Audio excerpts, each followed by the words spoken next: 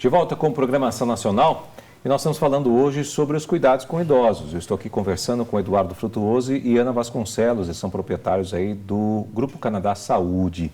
Bom, eu deixei uma pergunta no ar do bloco anterior, e agora preciso continuar aqui, né? Lógico, senão vão me cobrar. A questão do local, o ambiente onde vive o idoso, como que deve ser? Né? Quais são os cuidados que nós temos que ter ali naquele ambiente? Né? Existe isso? Sim.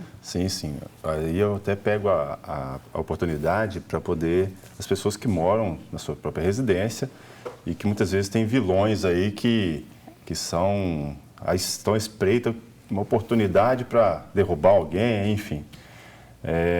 O idoso, de modo geral, ele tem uma limitação da capacidade de locomoção, né? Às vezes anda um pouco mais lento, o pé arrasta mais do que um pouco normal. Já usa uma bengala, uma dificuldade visual. Ou seja, alguma coisa ele precisa. Então, tapete é realmente um vilão do dia a dia. Tomar cuidado com quinas, de modo geral.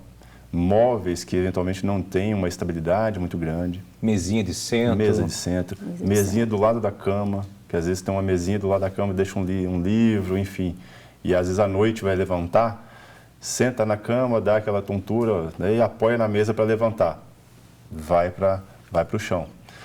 Tem aquele ponto que eventualmente pode acontecer, o idoso ele pode ter uma incontinência urinária, e aí o próprio xixi, né, acaba sendo um meio para que ele escorregue, às vezes acorda à noite com uma urgência aí de diurese, e aí tem algum escape e escorrega ao longo desse caminho.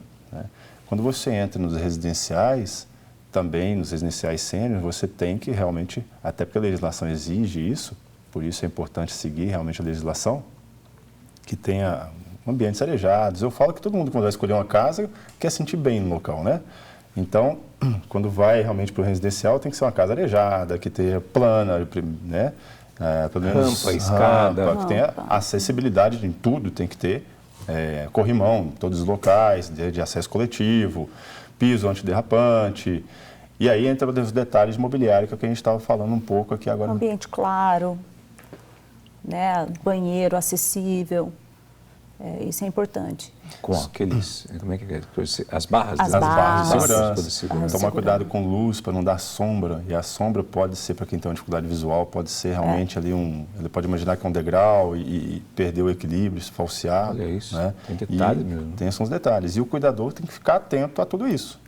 O cuidador ele tem que ficar, antever realmente onde aquela pessoa vai se locomover. Então, por isso que a gente volta lá no início, ser o respaldo dela, né? Ser os seus olhos, ser as mãos, para que dê a segurança para a pessoa. Sem dúvida. Bom, normalmente, como é que é o horário desses profissionais que trabalham com esses idosos? Eles trabalham num horário de 12/36, né? Um plantão de 12/36, se trabalham em residenciais sênior. Mas em casa pode variar de 8 horas diária. Eu acho que é o total de 44 horas, né, semanal. E após isso é hora extra. Então é toda uma questão de conversar com a família, para ver o horário, se passa a noite, que tem um horário adicional noturno. Então entra tudo um processo com a família. Entendi. Mas conosco... Mas geralmente é 8 horas dia. 8 horas dia. Segunda. Segunda a sexta. Segunda a sexta. Segue a base mais ou menos como se fosse realmente a carga horária de empregada doméstica. E aí o que passar disso, como a Ana falou, segue hora extra, adicional noturno. Eu vou fazer uma viagem e eu quero que o cuidador vá comigo. Eu acho que cabe uma conversa, né, de um bom senso de ambos os lados. Sim. E para que a coisa também ande correta. Porque se for realmente seguir todo o script aí, tem que ver a hora extra, adicional noturno, a alimentação desse profissional fora, no trajeto da viagem. A gente está chegando agora em período de férias, né? Então acontece muito isso. Então as famílias têm que ter um diálogo muito claro com esse cuidador, se informar de modo geral, eventualmente até se é uma viagem mais longa, procura até às vezes um advogado, se informe, ou um contador, lhe dá uma orientação realmente com relação a esse profissional que você tem contratado em casa, e para que a coisa seja realmente transparente. Porque como é que fica a corresponsabilidade? A pessoa está junto, né? Sim. Ela está em trabalho. Sim.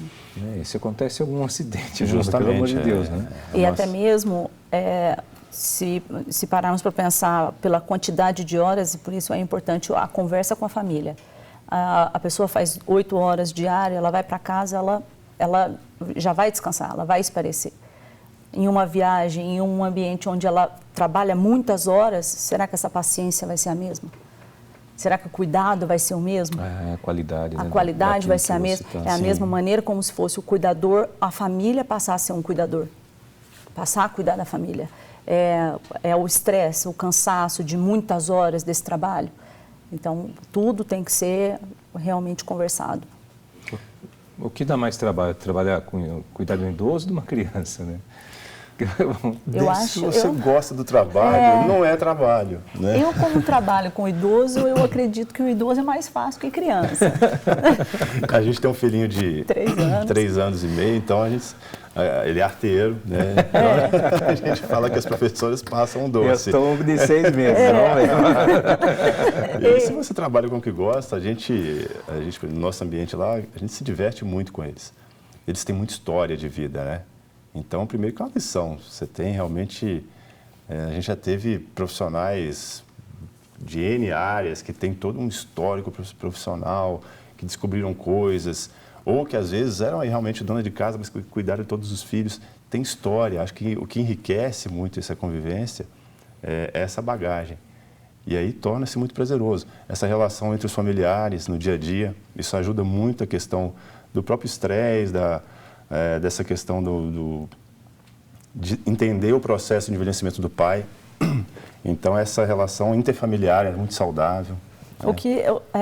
O que nós fazemos, eu acho que é importante, acho que para todas as famílias que usam um cuidador, que estão numa clínica, nós damos oportunidade para os cuidadores, para a enfermagem em geral, na verdade a equipe toda, tanto nutricionista, fisioterapeutas, terapia ocupacional, todos. Nós damos oportunidade, como é que está sendo, como está sendo o convívio, e acaba todo mundo contando, nossa, você não sabe o que aconteceu, o que o seu Antônio fez hoje, o que a dona Maria falou hoje, a atitude de cada um.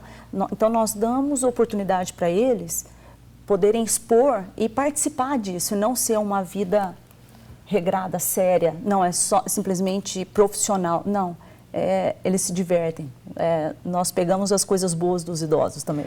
Inclusive, e nós trocamos isso entre nós, troca de experiência, toda a equipe. E é muito bom. Nesse divertimento, eu até queria contar uma historinha breve. Eu ia te perguntar, tem alguma história interessante que dá para contar para nós? Que tem muita história. Tem uma que ficou clássica, né? Nós temos um residente que ele começou um processo de Alzheimer precoce, com 58 anos por aí. 58 anos. E aí ele... 58 anos. Muito bonito. Ele era engenheiro, ou seja, uma vida ativa, né? Uma mente ativa. Até que um dia, que é um lado muito triste de um quadro demencial, isso a família sofre muito, até que um dia... enfim, a família não deu conta mais, né, de cuidar, porque a família se desgasta, enfim, e a pessoa não fica bem cuidada. Sim. E ele mora com a gente. Então, ele é ativo, anda, mas tem a cabecinha já ali um pouco fora em função do quadro demencial. Até porque um dia, numa atividade, o nosso musicoterapeuta fez a atividade, junto até com um familiar, né? Um familiar, que ele é tecladista, levou o teclado, é aquela questão do relacionamento da família. Fez ali uma apresentação bacana para todo mundo, ok, foram tomar café. Daqui a pouco ele foi guardar o teclado, cadê o teclado dele? Ele ia tocar à noite. Esse familiar, né? Ele é músico, ele ia tocar à noite. Cadê o teclado dele? Procurando teclado aqui, teclado ali, cadê? Na sala, nos quartos, nada. Todo mundo... Esse hóspede ajudando a procurar, eu ia para um lado, ajudava. E será que entrou alguém? Faz 1 hora que está todo mundo procurando. Então, será que entrou alguém estranho? Porque entra, né, o pessoal, né, de serviço. Onde foi? Procurou em todo lugar no residencial. Final das contas, estava embaixo da cama desse hóspede com Alzheimer. Ele guardou. Ele mesmo estava 1 hora procurando. Ajudando a procurar. Ele tinha guardado. Ele tinha guardado. Não, eu guardei para tocar depois. Que eu vou tocar depois. Só que ele estava procurando, mas onde será que foi esse hóspede já chegou para a gente, ele chegou já com uma caixa, né, do correio. Recebeu do correio, assinou, enfim, porque a cabecinha está fora, mas é como ativo. E ele apronta, assim, N peripécias. Né? Tem senhoras que a filha se diverte muito vendo as peripécias da mãe. Tem a fofoqueira, ela sabe tudo o que acontece ao redor, ela conta de todos os hóspedes o que aconteceu, ela fica na porta olhando quem entrou, quem não entrou, quem foi, quem não foi. Tem o gerente, tem um que fica, né, olhando, vistoriano, ó, apaga essa luz. Não, essa TV desliga. Então, ótimo. A gente dá, né, realmente os personagens. E tem que se sentir útil. Né? O dia a dia, ele tem que ter essa autonomia. A gente faz um trabalho com as famílias de mostrar que, mesmo quando há uma necessidade, um quadro demencial que seja, leve isso pelo lado positivo, no sentido de brincadeira, de ser uma coisa mais leve. Né? Infelizmente, a patologia já está ali instalada. Então, os comportamentos vão mudar. Vai chegar numa fase que ele, às vezes, não vai reconhecer o filho, a filha. Né? Às vezes, vai associar esse filho com o pai, enfim, vai trocar o nome. E muitas famílias falam, nossa, meu pai não lembra mais do meu nome, e fica triste com isso. Claro, é uma coisa triste. Sim, para a família que está consciente, é o quadro muito dolorido, dele, né? A fase que ele está. E vamos ver o copo meio cheio, né? Vamos tirar, às vezes, um lado positivo, pelo menos para manter esse relacionamento ao longo do tempo saudável, né? Se divirta com as coisas. Tem família que fala, nossa, minha mãe colocava tudo na geladeira, chave do carro, colocava tudo na geladeira. E a filha entendeu que ela levar isso para o lado da brincadeira, no sentido de uma travessura, né? Para poder concentrar realmente no cuidado, no carinho, de sentar do lado, pegar a mão. Viveu no momento de estresse e sofrimento. Ouvir a música que gosta, né? E não realmente ficar sofrendo, porque senão acaba, às vezes, a família precisando de mais cuidado do que o próprio idoso. E a equipe, nós trabalhamos com a equipe para isso, para dar essa leveza para a família. Nós trabalhamos com a equipe jovem, para ter uma paciência maior, para poder ter um carinho maior, entender a situação. Muitas pessoas entraram conosco, que estão conosco, que é o primeiro trabalho. Nunca tiveram oportunidade em outros lugares. Nós vamos treinar, nós vamos ensinar. Primeiro de tudo, você tem que gostar, ser humano, tem que ter paciência. O dia que você não tem muita paciência, conversa com seu colega. Hoje eu não estou muito bem. Me ajuda. O colega do seu plantão vai te dar aquele apoio para tudo ficar melhor. Mas o importante é gostar e ter humanidade ali. E quando você faz o que gosta, esse ponto da humanidade ele ressalta aos olhos. Por exemplo, nós temos lá na equipe uma pessoa que é jovem, tem 30 e poucos anos, e ele era jardineiro, que é a questão da oportunidade de trabalho que desde que você goste. Né? Ele trabalhou de jardineiro muito tempo, cuidou dos avós durante um tempo, sofreu um acidente no meio do período, e aí ele resolveu cursar o auxiliar, o técnico de enfermagem, em função do cuidado que ele recebeu quando teve o acidente. Que não foi bacana. Que não foi, ele sentiu, falou, nossa, falta alguma coisa. E ele começou a estudar, fez o curso, trabalha com a gente, né? E ele tem todo o jeito mais robusto, né? Só que ao olhar você fala, nossa, uma pessoa rude, parece. Só que no trato com o pessoal, ele é extremamente carinhoso. São apaixonados nele. Tem uma paciência que é incrível.